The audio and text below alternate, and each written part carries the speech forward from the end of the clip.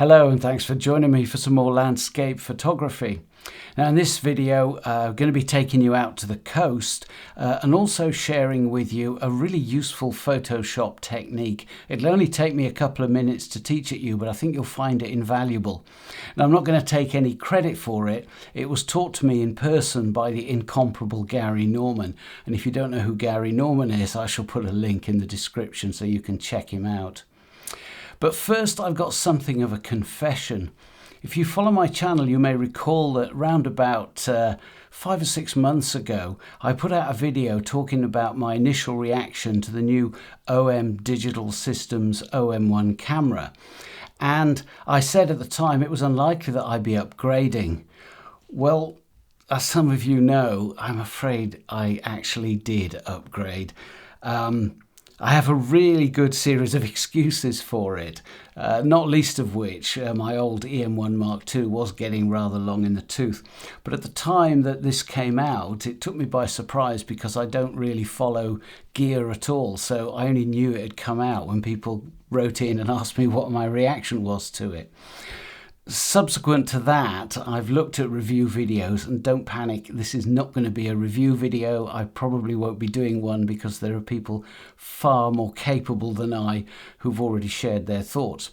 But there's some very specific features that have already come in very useful to me, and so having used the EM1 Mark II, so I'd missed a couple of upgrades in the intervening years, and I'd had that for about, I think 4 years, maybe 5, can't remember. But as I said, it wasn't creaking, it was in perfect working order. But when I looked at the specs of this and what I have in mind for it, I thought, well, you know, it's the kind of the main thing I do, photography, so it's not a stupid amount of money. I've already got some lenses, so I thought I'd go for it. So with that said, let's just have a quick look at one or two images that I've shared on social media since my last video, and you'll see that I've already started making some use of this. Now this first image that I'm sharing with you is actually the very last image that I took with my EM1 Mark II.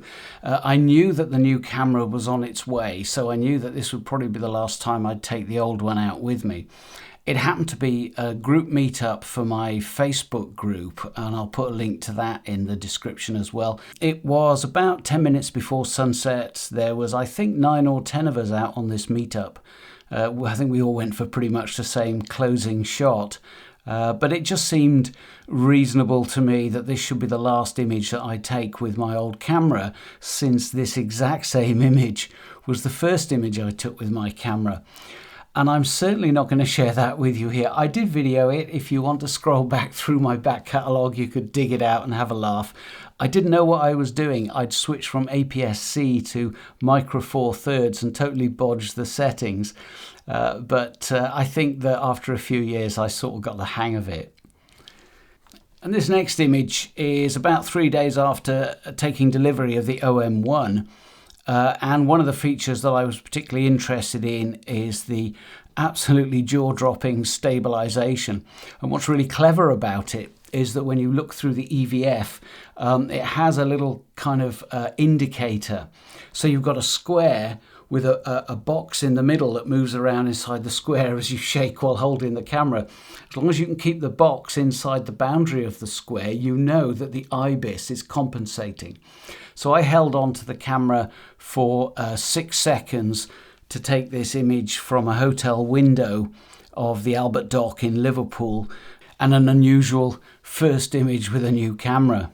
Now, as you know, I've usually got the camera with me when I'm out walking the dog, and I used to carry around an EM5 Mark III, but I certainly won't be going back to that because I'm already completely in love with the OM1. So in fact, both of my old camera bodies are now sold. But this was something that is exactly the reason I carry a camera with me when I'm out with the dog, and I was quite pleased with this one. And then finally, to catch up, one of the reasons I was interested in this camera is because I would like to be more adept at wildlife photography.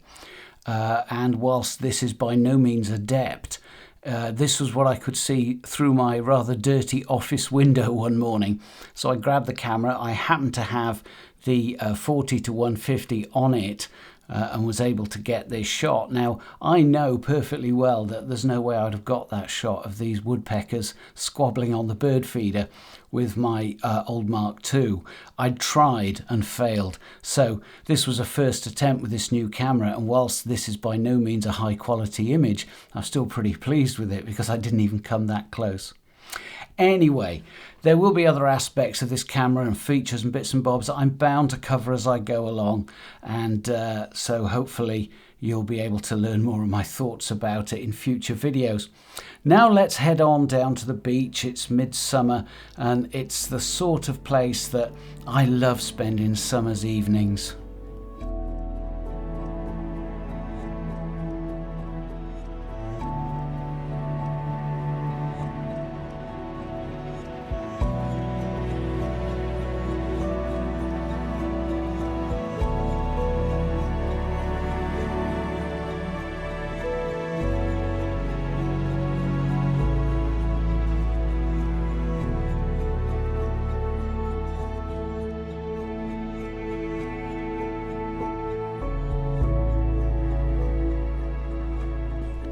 It's an absolutely beautiful, calm summer's evening here on the island of Anglesey. We're getting on towards the end of July. And I brought myself down to a little rocky headland between the coastal villages of Aberfrau and Rosniger. And I've tucked myself down under the coastal path which runs along about 20 or 30 feet above me. And I've got an area of rocks in front of me which hopefully over the next couple of hours between now and sunset I'll be able to find something that's worth pointing my camera at. Now really I'm hopeful of one, maybe two images. If you joined me on my last coastal trip out, I think I shared 3 at the end of it. So I'm not here to fill my SD card. I'm quite particular of the sort of thing that I'm after. And the thing about where I'm positioned at the moment is I'm quite low to the water level. We're on a flood tide that's going to be slack water in about 3 hours, and that means that the sea is going to come up over the rocks just in front of me and hopefully make some interesting shapes and textures around the outcrops as the tide comes in. That's the plan. We'll see what happens. This particular spot is of interest to me. I've shot here before, although I don't think I've brought you along to this exact location. But there's 1 or 2 slightly higher rocks with views through between them which I can use to frame my shots. The downside is that the rocks have a lot of black in them, so they're quite foreboding. Now that works really well if I'm shooting storm conditions, but perhaps not so much on a summer's evening. We'll have to see what happens. Also, I'm a little concerned that there won't be much of a sunset. A big bank of cloud has rolled in as I was getting ready to come out and driving across here. So it's quite possible that it might all be over before it starts.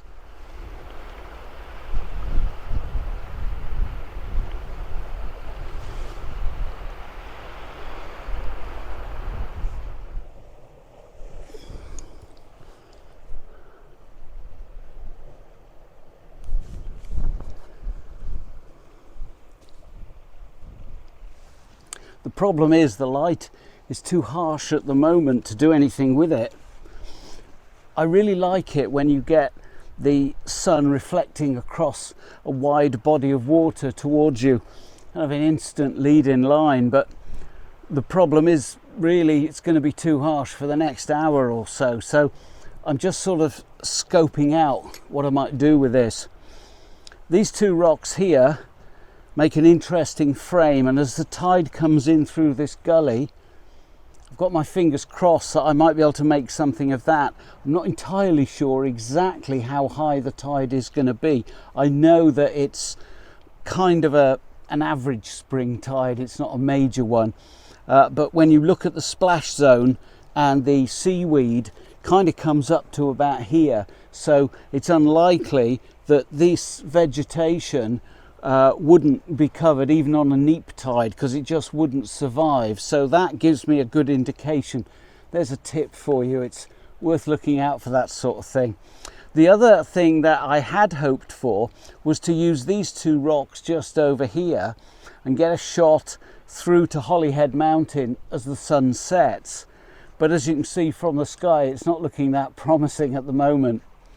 So one of the things I said when I started this channel was that it would be warts and all, and I'm quite happy to share this with you, even if there aren't any images to show for it. It's still a lovely spot, and I can't think of a better place to be on a Friday evening after a hard week's work.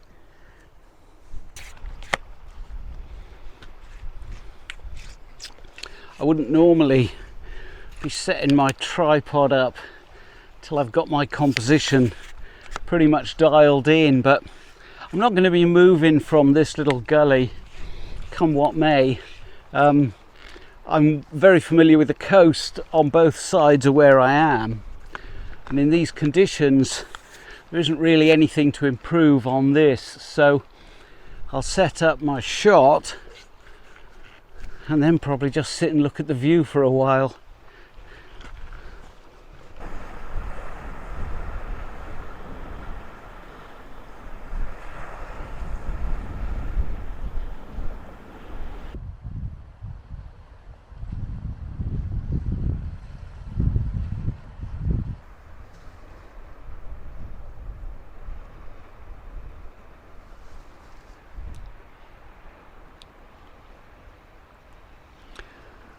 Unfortunately, the light has completely gone. It's clouded over, it's getting darker by the second, and I think there's only going to be one shot here tonight, and that's not exactly going to be a showstopper. Nevertheless, I'll still tell you what I've done with it. I've moved forward. I'm still framed in between these rocks, but I've moved forward to the really black stuff, and my foreground is some quite nice textures. The rocks are kind of picked out with the texture by the barnacles that are on them, so they're quite golden. The tide is now starting to come in. It's pretty close to where I am at the moment. I've also got a big area of bladder wrack that's now lifted up and floating. So I'm shooting at f9 because I've actually got quite a long depth of field requirement here. But also I wanted to close my aperture down a bit because I want to get a longish exposure. I'm using a 5-stop ND to get me a shutter speed at the moment of about 6 seconds. What that's doing is it's contrasting the movement in that rack as it floats around on the surface against the sharp focus of the rocks. At least I hope it's in sharp focus. So I'm going to stick around because you just never know. The clouds might break up. I've still got a good 45 minutes before official sunset. So if this is the only one I get,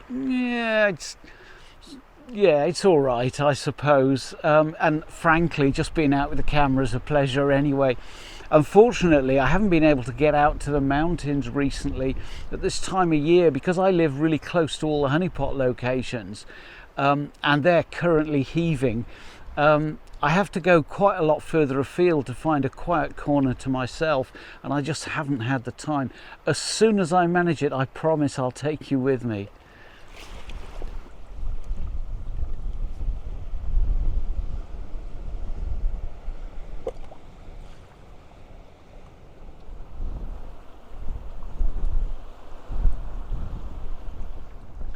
I think I've actually found a better shot. I've moved forward right down to the water's edge, and the sea is now just lapping around these lovely boulders, which are much more interesting than the view from back there. What I've got is sort of a curve of boulders just running around quite a nice little arc that then leads you out to a boulder that's kind of separated from the others, and the sea is just sloshing round it. Then I've got this mid-ground with all this rack that's moving around, and dare I say it, the clouds are just hinting at thinning out a bit. Now the sun is way over there, so I'm looking in that direction, but there's a hint of colour just making an appearance. So I can't stay here long because it's only a matter of time before I'm quite significantly underwater. but I think it's a much stronger composition. The settings are pretty much the same, still f9, and I'm shooting with a 3-stop filter this time, which is generating a shutter speed of, oh, hang on a minute, 5 seconds. Probably, I would say that's a little bit too slow. I'm getting to the point where a 2-stop filter would be enough, or take the aperture down a bit smaller and not bother with a filter. So I'm going to play around with this for a bit because I'm really liking the composition, I'm liking the textures and the colours, and so hopefully if I can just get exactly the right bit of movement, I can get a decent image out of this, well, that I'm happy with. I'll let you judge whether it's decent or not. Oh, my erstwhile vantage point is now well and truly underwater, and I managed to avoid getting my feet wet, which is a bit of a change for me. Anyway, I'm really glad I stuck it out, because I ended up with a good half hour of my favourite type of landscape photography. That's getting your composition set up and then just working it, different exposure times. I varied my shutter between ½ a second and 3 seconds, and the light has been changing gradually. It probably doesn't look it on this camera, but it's actually pretty dark here now. Way. And yeah, still managed to avoid getting wet.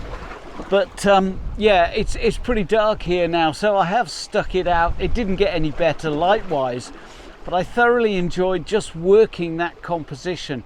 And I'm probably going to blend a series of exposures, different ones for the sky, the mid-ground, the area where the seaweed was slopping about. Later on, it was the rock in the mid-ground was underwater, and I think I'll probably use one of the earlier ones where that rock is showing. So I'll have to blend the different water levels together. And that's exactly what I did. I brought together a separate sky, a separate middle bit, and 3 or 4 just around the foreground where the water was sloshing around in that little Y shape at the bottom.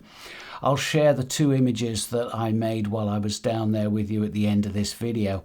Now let's get on to my Photoshop tip, or should I say Gary's Photoshop tip. He taught me this about 4 years ago maybe, and I used it on almost every single image since. And it's the sort of thing that you can use to rescue an image where you've overcooked contrast and particularly dehaze, because Photoshop will emphasize the difference between a dark and a light border by darkening the dark side and brightening the light side. You often get that halo effect, and I see it very frequently on images that people share on social media. So this might help you out, and what I've done is I've put together an image and deliberately overcooked it so it's got a really obvious halo, and I'm going to show you how I deal with that.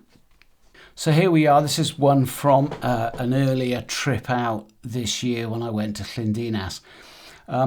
And the bit I'm interested in is this horizon line here along the hillside.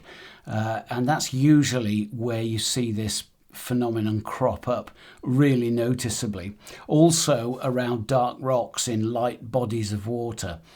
So I've deliberately overcooked the sky to make it obvious. So what I'm going to do is zoom in really closely at 300%, which is how I normally run this process at 300%, so I can see what I'm doing. So you look along here, you can see this really distinct halo along the edge of the hillside, and we're going to deal with that. So we have our layer, and it doesn't matter whether it's one layer like this or whether you've built up a stack of layers, kind of when you get to the top of your stack. And I tend to deal with a halo as the last thing I do, so that any contrast adjustments are taken into account and I don't reintroduce another halo. So all we're going to do is add a new blank layer, this little button at the bottom here. And the trick then is to change the blend mode of this new transparent layer to darken. That's all we have to do at the moment. Then we're going to use the clone stamp tool. So we click over here, select the clone stamp tool. Now the only thing that you need to make sure of with this is that you have the mode of the clone stamp tool also set to darken. That's it. Now what we're going to do is sample the layer with some pixels on it and then paint onto our new transparent layer. So I'll select the layer with the pixels, and what I'm going to do is select some sky, hold the Option key, you'll see it becomes a little target.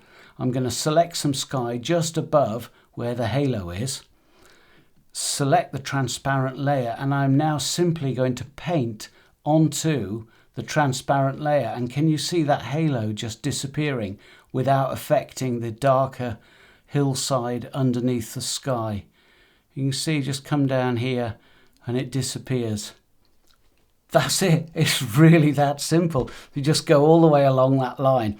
One tip though, don't do a whole lot without taking your finger off the mouse or the trackpad or whatever you're using, because if you go wrong, you then got to go do the whole lot again. So I just tend to do it in little bursts, and so that if I go wrong, I haven't got to backtrack quite so far. But that's it. And I use it on 90% of my images probably. I know that we're really pixel peeping at 300%, but I see many images on social media where that halo is glaringly obvious. So I'm going to leave it there for this one. Thank you ever so much for joining me. I really hope you've enjoyed it. And if you have, why not subscribe and join me next time. Cheers.